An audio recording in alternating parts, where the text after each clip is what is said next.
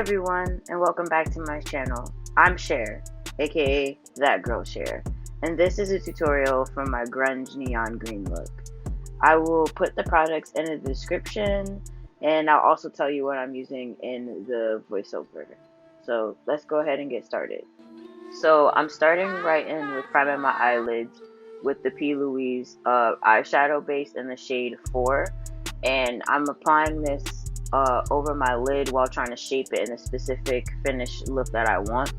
And I'm doing this without putting anything on my face yet, just to help with eyeshadow fall out and make sure my skin looks nice and even when it's done. So as you see, I'm concentrating really hard to make sure that they match and that they're even, because my eyes shapes of course are not perfectly matched. And I'm using the James Charles palette, so I use that that apple green and down in the corner. And yes, it is the James Charles palette from Morphe. I know people have complained about patchiness in the past, but I have not had that problem thus far, and I've used that palette in a variety of looks and really like the finished product. So I'm going around and applying this over the entire primer, and you're gonna see it's gonna get messy, but it's fine. It doesn't have to be perfect. I'm just trying to fill completely in the space that I want covered by color, because when I go back in and clean it up, this won't matter. Normally I use washi tape, but at the time that I filmed this, I couldn't find where my washi tape dispenser was. So yeah, that's what you're watching me do right now. So after I got the general shape that I wanted with that green from the James Charles palette, I went ahead and switched to the Smoke Sessions palette from Melt Cosmetics, and I used the matte deep green that it has to go ahead and apply at the top of my eye. So I have hooded eyelids, so I have to move the crease a little bit higher so that it doesn't get lost when I open my eyes. And it looks a little messy, but as you'll see, it'll work out in the end when I clean everything up. And I was just kind of experimenting when I was doing this look. I didn't really have a plan going in. I just wanted something bigger that covered my eyelids, that was nice and dramatic.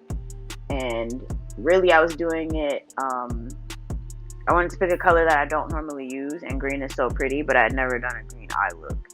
So I think it came out pretty successful. But yeah, it looks crazy right now, but I promise it'll work itself out in the end. Also, I'm making a point, as you can see, to do both of my eyes at the same time, which is really helpful because, like I stated earlier, my eyes do not match perfectly. So this helps maintain symmetry between both my eyes. Otherwise, I probably should have started with my right eye instead of my left, because I'm left-handed. So my left eye, I think, always comes out the most detailed. And it gets really tricky trying to match them up, especially when I'm applying eyeliner. But otherwise, I think it looks pretty good. So as you can see, at this time, it gets quite a little messy because I applied that green and it looks thick. And I was having a little bit of trouble like making it match or show up the way I was looking for above my eye. I also think I was trying to do a specific shape and it just wasn't working out, so it looks blocky, but at least I got the color payoff that I was looking for. And then I was determined not to wipe it off, because that, as you can see in my face, I hate it. So I'm trying to figure out a way to fix it, and I'm going in, I think I cleaned it up with that same green again and just trying to get the lines more exact, but it took some time. I stuck it out. So at this point, as you can see, I've gone in with the FourTwenty palette and applied the yellow in the corner of my eyes.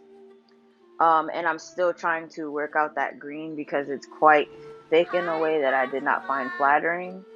But I'm just focused on building the rest of the eye. So I bring that green that is on my lid down underneath my eye, because I feel like that's very important.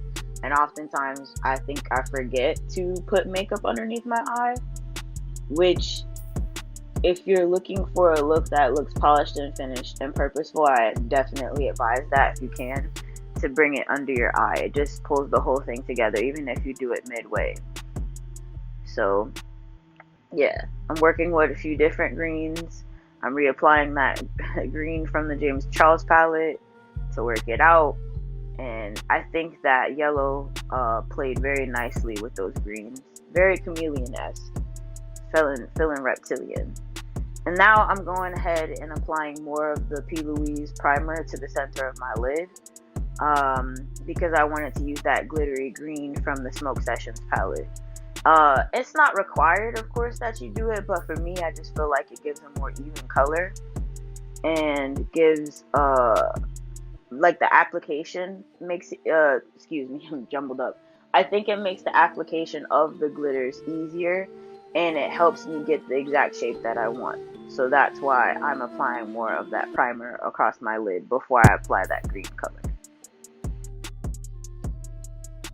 So I go ahead and line my lips in a deep brown lip pencil. I honestly don't remember the brand because it's an older pencil that I have. I want to say it's by Makeup Forever. But I'm lining my whole lips in that deep brown and applying the color Chestnut, also from Melt Cosmetics. I really, really love their lipsticks and their formula. And I'm just filling in my lips a little bit just so that the application is nice and even when I put the lipstick on. Oh yeah, look at that payoff. It's such a beautiful color. And this is their liquid lipstick. I actually like it quite a bit, and it stays put. And it's very thin. Like I don't feel like I'm wearing anything on my lips. But the color payoff is primo. Can't complain at all. And right behind that, I am taking a lip pencil to blend out the lip color while it's drying down. Before it dries down, to blend it out with the lip pencil so the edge isn't so harsh.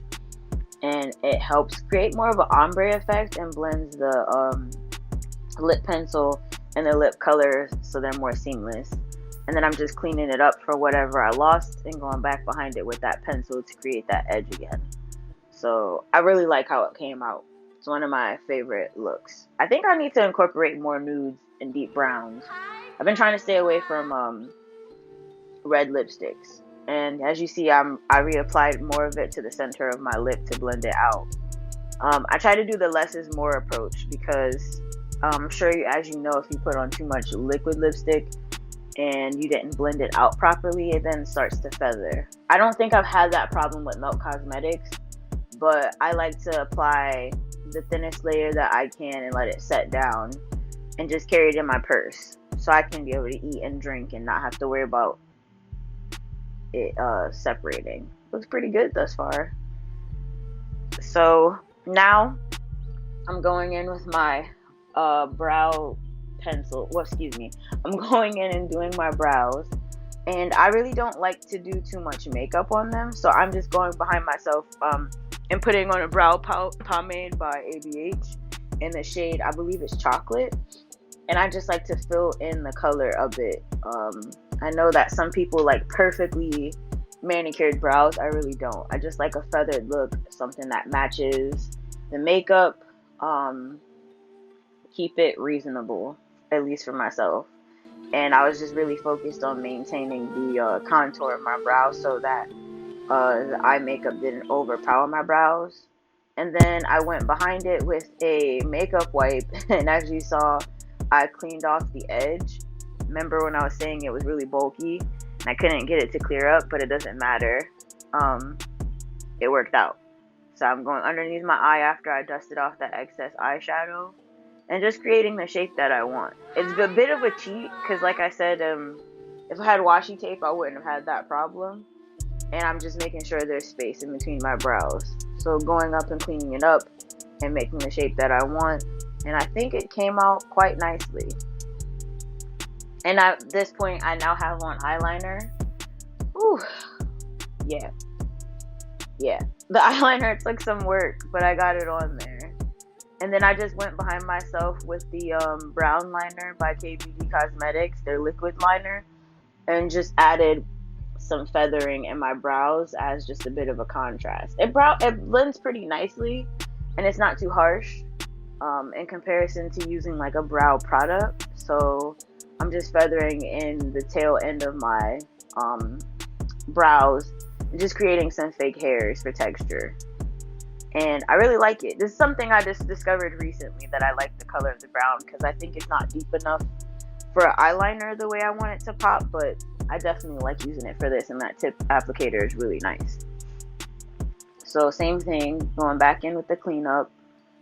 And this is also why it was beneficial that I did not put on face makeup yet and just focused on my eyes and my brows, because otherwise there would have been a whole lot of fallout from the shadow, and it would have got really messy. And I'm just touching up with whatever I've taken out a little bit too much with the wipe. So I'm just going back underneath my eyes with that green from the James Charles palette.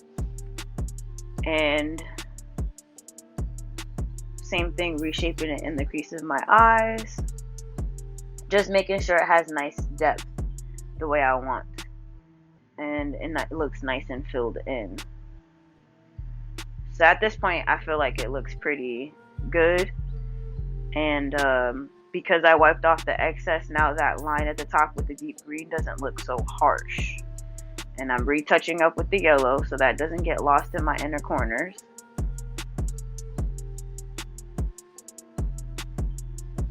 And there's me looking head on. And now I'm going in and I'm applying makeup to my whole face.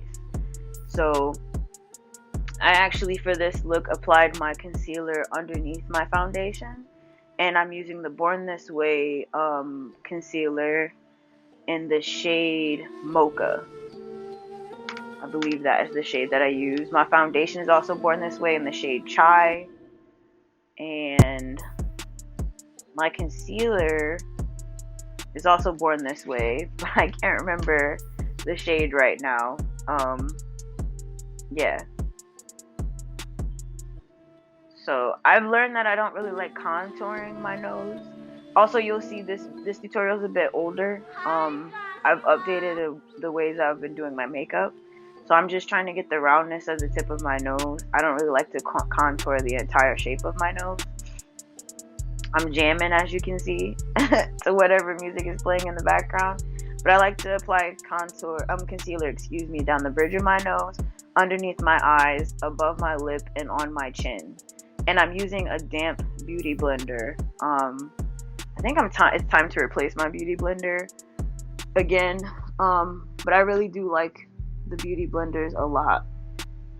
And it's okay too. You see that it's like darker. It looks like I have a sunburn on my nose. But I can get away with that because I can clean it up. And this is underneath my foundation. So it won't look so severe when I put my foundation on top.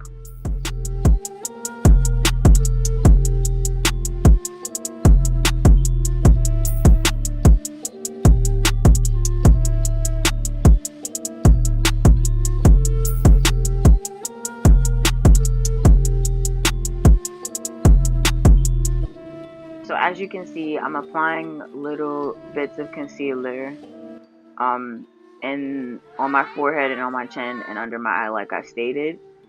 And it looks a little wild, but don't worry, because again, this is under my foundation.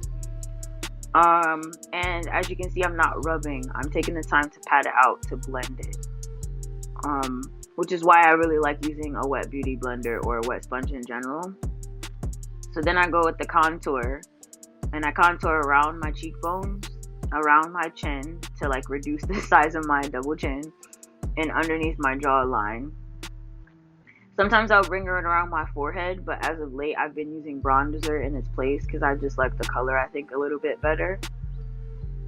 And this is really just the time I'm taking to like blend things out to sculpt my face. I like putting contour under my upper lip because I think it makes my lips just look plumper and more even. And I take the contour up the sides of my face, and you can already see the shape of my face taking shape. That didn't make any sense, but you understand what I mean. And I do bring it down the chin to make sure that it is all blended out. And I push my wave cap back a bit and I am applying concealer this time to my forehead. But I will still apply bronzer on top. So this is just to maintain evenness and symmetry of my face. And please don't mind my crazy faces, because I was really jamming really hard to whatever was playing on Spotify at the time. So, and now I'm going in with my foundation. And you can't see it because I'm holding the mirror in my left hand. But I do have on a plastic hand palette, which is where I'm applying all the product to. So right now my face looks like I have a lot of product on and very wet, especially since my I tan and stuff like that. But it'll all look finished after I powder and I set everything and bronze and, you know, do a full face. And also I would say less is more. I'm trying to get better at using less product. I don't have problems with like my face sliding off or melting, or but I do of course get residue on things, or, you know, when we were wearing masks, excuse me, that was a problem. But once you set it with the powder and everything, it's all good. So I contoured the inner part of my eye, which I think I cut out by accident. And I'm rotating my jewelry. You can see now that my face is dried down. I've applied some blush, which was in the ABH blush trio in the berry. Which is why I really like the green, because I can play around with it. You know, greens and pinks and reds go really nicely together. So now I'm going in and highlighting my face. I think I was just using a gold eyeshadow at the time, to be honest. A bit of a warm to yellow gold, nothing too bright, because I didn't have any eyeshadow palettes at the time. So I'm just using a fluffy brush and dusting that on my cheeks, right above my blush. I also like to apply my highlighter between my eyes, the tip of my nose, sometimes on my cupid's bow, on my chin, my ears, and under my brows. And see, you can see the difference already just the way that it catches light. So I switched to an eyeshadow brush so that I have more control. This gold is actually from the Jackie Aina palette by ABH. That's what I'm holding in my hand. And at this point, the look is pretty much done. I powder my face and set and spray everything and blend it down with the beauty blender. And here is the finished look. And now you can see it looks normal again after I've powdered and set everything, so my skin looks real. And here it is with the wig on. I thought this mullet was such a vibe. I've worn it a handful of times. I think I'm going to play it around with the cut a little bit more and spike it. It's giving very David Bowie meets Toni Braxton. And here's me posing. But as always, I hope that you liked it. Leave a comment down below. Leave a like if you really liked it. Let me look at me. That doesn't make any sense. But like and subscribe if you want. I hope to see you again. See you in the next one. Thank you.